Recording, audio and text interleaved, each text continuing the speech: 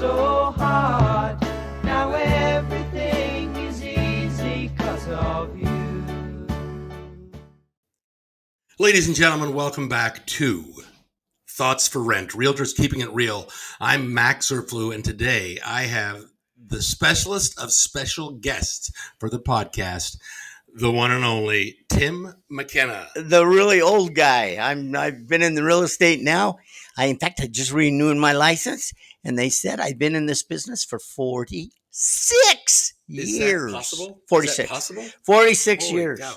Now, they let people of your age, they still let you have a license? I guess, yeah. They're very generous, though, because they say instead of doing 30 hours of continuing education, I only have to do 15 hours of continuing education because I have so much old people intelligence. Well, they don't want to also overwork you and make. Well, they don't want to stress me out.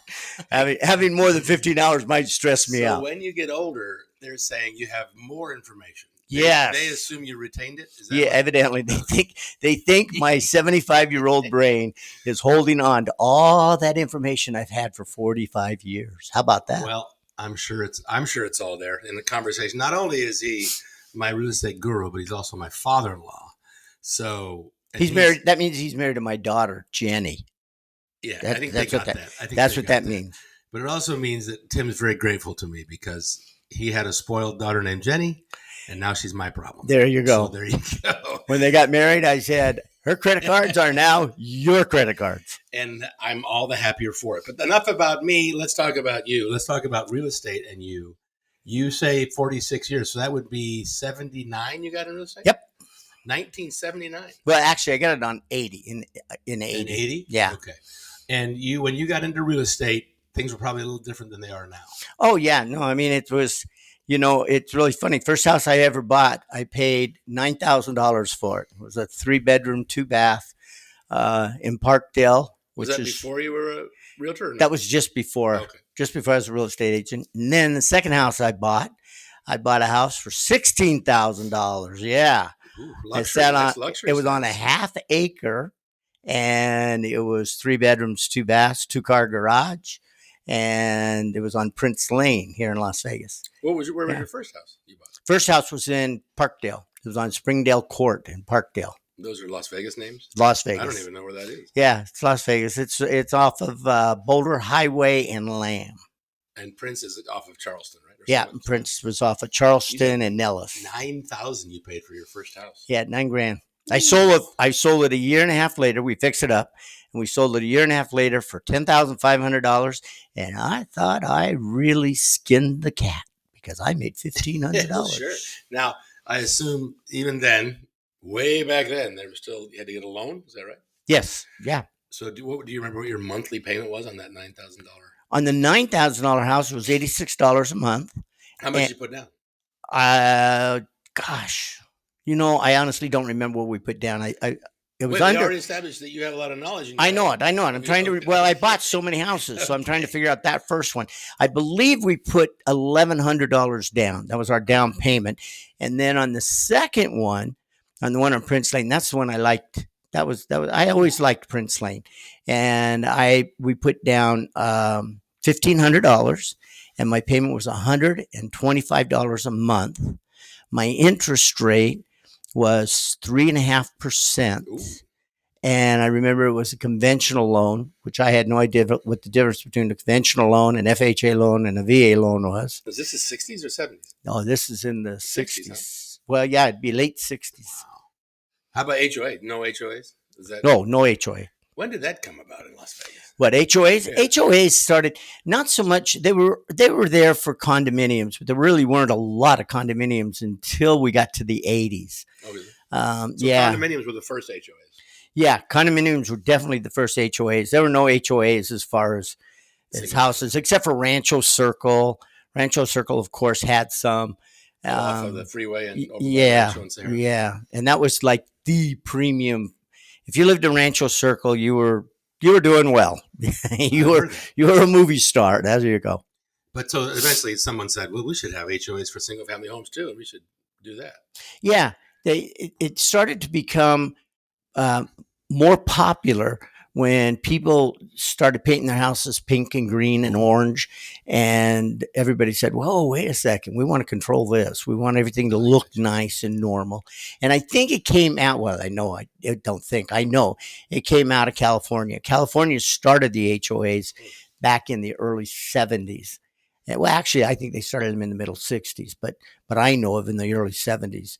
They started the HOAs, and they started telling people what they could paint their house, what they could park in the front yard. You couldn't park 6 cars, that kind of stuff. Now here we are 40 years later, and people are out there looking for homes that aren't in an HOA. They love that. They want that, but it's hard to find in Las Vegas. Yeah, it's getting harder and harder because, actually, it's really funny. There was a HOA on the properties. It was called Desert Inn Estates, and they were off of Maryland Parkway and Russell Road. And Del Webb, who was the owner and operator of the Desert Inn Hotel, they say he was part of the mob and that he really was nobody. He was a bellman in Los Angeles, and they made him Del Webb. They made him out to be this. They made him out to be Del Webb, the guy. hotel, right? Wow, okay. And he went. This is the same Sun City guy, same guy. That Del Webb? No, different. And so he started to make this area, and he came from Phoenix when it was all over and done with. But anyway, he made this area, and it was called Desert Inn Estates. And Desert Inn Estates had CCNRs. For instance, you had to mow your lawn at least once every 10 days. You had to paint, get your paint. Of your house, like whatever you. Well, you had to paint it every 5 years, but you had to have the paint color approved by the HOA, and there were no coloreds allowed to purchase the property. Now, this is the '60s. That cannot be true in America. True, and it's It's actually in the CCNRs today. It's still registered. It's still. Of course, you can't do it anymore. But yeah, if you go back to the original CCNRs of that community. Yeah, if you go back to the regular CCNRs, it's terrible. It's just a terrible thing. I'm glad we're progressing. We are. When you said Desert Inn, I was thinking of. I saw some news today. There's now a part of Las Vegas is going to be called Filipino Town. Did you see that? No. So it's about a mile of Maryland Parkway from Desert Inn to Sand Hill. That area has been designated Filipino Town. Wow. I didn't even know we were going that direction. I didn't either. Well, we got a little Chinatown. Yeah, that's getting big. I think that's great if they like it. South too. If you go south of Rainbow from 215, there's a lot of Asian restaurants there too. Yeah. Anyway, wow, that's kind of big when you told me that they had in the CCRs.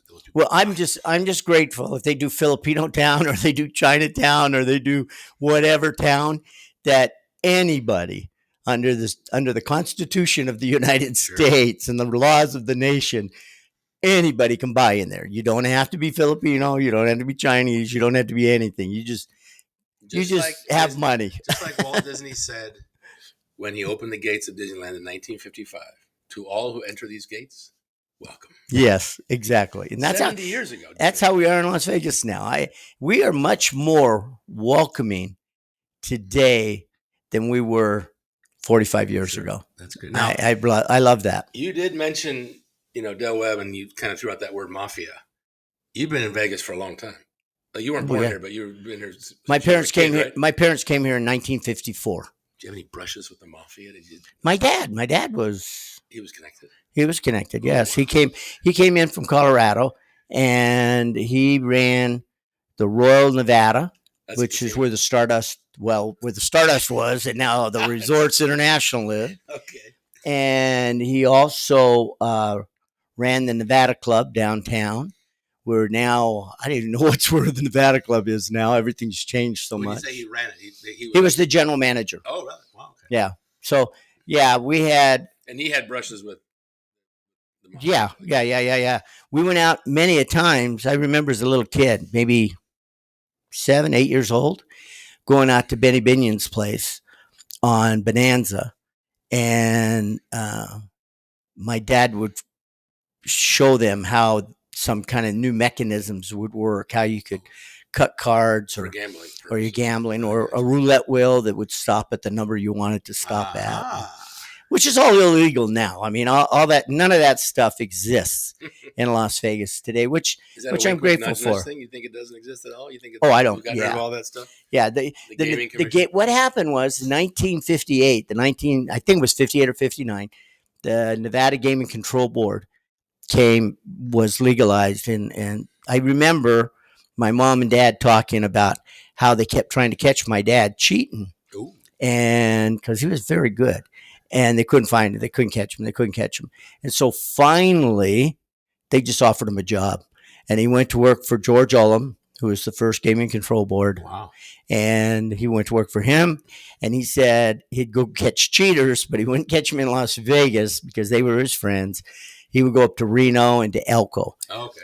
And he'd Catch him up there? Yeah, he'd catch him up there, and he really was upset. And this is another thing that's changed in Las Vegas that's so dramatic, is back in the day, there were no women dealers. Really? Yeah. Oh, yeah. It was all male. Only men could be dealers. Huh. And then Reno started having women dealers. In fact, some of the hotels up there had topless women dealers. Ooh. And my old man would go up there and catch them cheating. And he loved Topless dealers? topless and non-topless. Like at a regular casino? A regular casino. Oh, wow. How about that? Yeah. I guess I was born in the wrong That era. was Nevada at its wildest. Reno was just trying to regain its popularity over Vegas. Vegas in the 1960s and 70s, Las Vegas started to overexceed Reno. Reno was the place to be in Nevada. Yeah. Got big? Vegas was very small, and Reno was the place to be, and Reno was the divorce capital of the world. That's where you'd find out all the big movie stars and everything went to Reno because they could be there, get a residency for 6 weeks, and get a divorce. And in other states, it took forever. And then Las Vegas started to surpass Reno. And my old man always said it was the government up in Reno was just too stifling. Well, we're a little bigger than Reno now as far as Yeah. place. So now we fast forward here. You've got, how many grandkids do you have? 25. 25 grandkids. How Hey, many great grandkids? Right now, I have 5 great grandchildren, but I have 2 on the way. Ooh. Your daughter, my China Faye Zerflu, Yes. is having a little baby girl, and it'll be my first girl great grandchild. And then my other granddaughter, Madison Wanker Arnett, is having a little baby girl also. So in October, this month, That's exciting. I'll get China's baby girl, and in December, I'll get Madison Arnett's baby girl. We are looking forward to that very much. So now you've had an illustrious real estate career, 46 years, we decided. Can you tell us one incident that happened that is sort of laughable and you look back on it and go, I can't believe that happened to me while I was in real estate? Well, if you look at the interest rates, everybody talks about interest rates today, and they're saying, oh man, 6.5, 6.2, 6.1. Oh, that's terrible. I came into the real estate business, and I think I'm the one that caused it because I got my real estate license. The first year I was in real estate, interest rates were 12%. Second year I was in real estate, they went up to 14.5%. Jeez. It was the early 1970s, and if you guys remember, it was just a turbulent time for interest rates. 1980s, probably. Early 70s. Early 70s. And I take that. I'm sorry, Max. It was the early 80s. Okay. It was the early 80s, and the interest rates were at unreasonable, unbelievable. So prices. 14, did it stop there? That's basically there was 15s and 16s, but you could get an interest rate of 13.5%, 14%. And you know what? A lot of real estate agents got out of the business. I jumped into the business. I became the salesman of the month 5 months in a row working for Ed Post Realty because I had no idea that high interest rates were bad. So I just kept selling real estate. I just didn't let it bother me. And I explained to the people, hey, if you want a house, great time to buy it because prices were down. I mean, you could buy a really, really nice house. I mean, 1,700 square feet, 3 bedrooms, 2 baths, sitting on a 100 by 100 lot, and you pay $27,000 for it. So, I mean, these were nice houses. And I had explained to them, hey, your interest rates are high. You're going to write it off on your income tax. And eventually they're going to come down. And if they do come down, then you can always refinance it. And it's still going to be a great buy because it's going to appreciate and appreciate and appreciate. And you know what? Not one of them felt bad about buying their house. That's true. It does appreciate. Because years later, I listed them and they made a lot of money. It's funny because 14% on a $27,000 loan, not quite as bad as 14% would be on a $450,000 loan. But yeah, that would change things dramatically. So, I think what you're kind of saying is 6.2 or 6.5. Oh, not too bad. It's like free money. Yeah. Yep. Well, Tim, you are a cornucopia of information. We could sit here and talk. We could talk for hours, but I think our time's up. And I hope that Jenny gets you back here again so we can have some more episodes with you. And thanks for coming by today. We appreciate you being here. Well, you know, my hardest part of the day is I have to get up and go to lunch. Doing that? And then go to lunch and then go to a movie and then come home and watch Dateline and see all the people that get murdered. Oh, jeez. Well, hey, I'm glad you were able to do that. I know you're still only 29, so you're young. Yeah, I'm too young. Well, thanks for being here, and we'll see you next time, hopefully with Tim again soon on Realtors Keeping It Real on Thoughts for Rent. Have a great day.